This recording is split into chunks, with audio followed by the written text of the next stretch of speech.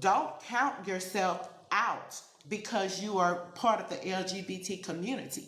God has something for you. If you gonna stand for anything, then stand for faith, stand for righteousness, stand for freedom.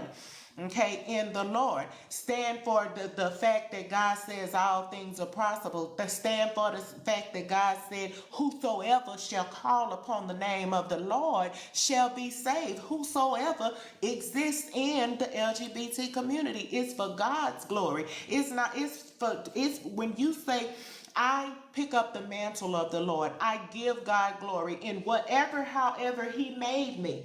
Okay? Because again, I want y'all to read where Jesus talks about things like this. There are people that were born the way that they were born. They were born with the proclivities. Now, however you say it got that way, that they was born that way, but a lot of times, by the time that baby is 2 or 3 years old, baby,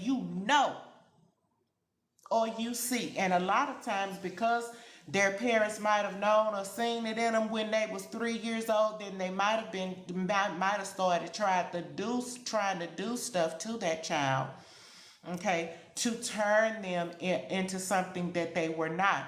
If they was a little boy that played with Barbie dolls or whatever, maybe they tried to put him in football and all of that kind of stuff, but he wanted to be a cheerleader.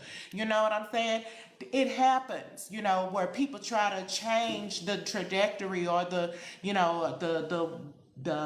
direction of their child's life because they see very early on there's something that they may not like. But for God to get the glory and say that God has fearfully and wonderfully made this person, okay, to understand that, and even to take that on even older, if someone did try to do that to you when you were a child or when you were younger, trying to change you into something that you were not, for God's glory, be your true authentic self and give him glory anyway for what he made in you.